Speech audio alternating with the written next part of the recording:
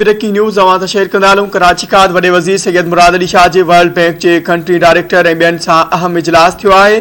इजलास में सिंध में जारी मुख़्तलिफ़ रिथान बाबत गौर विचार कियो वियो। इजलास दौरान सिंध के वॾे वज़ीर सैयद मुराद अली शाह चयो त $100 मिलियन वारी सिंध सोलर एनर्जी मनसूबे ते अञा ताईं कमु शुरू नाहे थियो। हुन चयो त वाटर सप्लाई जो जदीद तरीन निज़ाम ठाहिण चाहियूं था। उन खां अलावा K4 मनसूबे सां शहरिन के पीअण जो साफ़ पानी मिलंदो।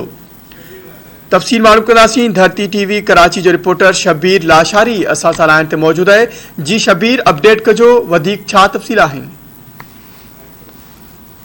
मुराद अली शाह जो पंहिंजी टीम सां गॾु वर्ल्ड बैंक के कंट्री डायरेक्टर मिस्टर नाजी ऐं उनकी टीम सां हिते इजलास थियो आहे। इजलास में सिंध में जारी मुख़्तलिफ़ रिथान की फंडिंग ऐं उन्हनि जी जेका पोजीशन आहे उन बाबति गौर विचार कयो वियो आहे। इजलास में मुराद अली शाह जो चवणो हो त Sindh solar energy project $100 million जो मनसूबो आहे जंहिं ते कम तेज़ न थी सघियो आहे। संदसि चवणो हो रिथा लाइ हिन वक़्त ताईं $16.1 मिलियन जारी थिया आहिनि। ॼाणायल रिथा लाइ $81.2 मिलियन जारी कया वञनि त जीअं कमु तेज़ थी सघे।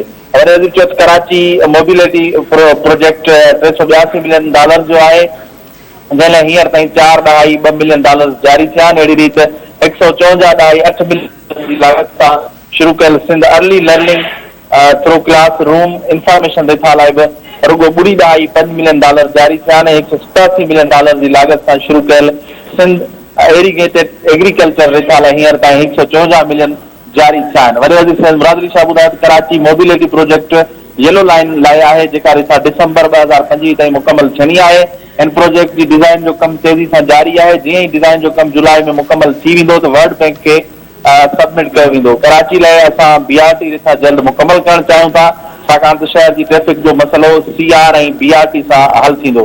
वॾे वज़ीर सैयद मुराद अली शाह चयो त सिंध ब्राजिस इम्प्रूवमेंट प्रोजेक्ट $219.5 मिलियन जी लागत सां शुरू कयो वियो आहे। प्रोजेक्ट तहत सखर ऐं गुडू बिराजिस जे निज़ाम जी बहितरी शामिल आहे। संदसि चयो त सखर बिराज जी बहितरी जो टेंडर थियण वारो आहे। हुन चयो त बिराज मैनेजमेंट यूनिट सखर ऐं गुडू बिराजिस काइम कयूं वेंदियूं जंहिंजी PC1 जेका आहे उहा तयारु थी रही आहे। शबीर, अपडेट करण लाइ वहाँ जी वॾी महिरबानी।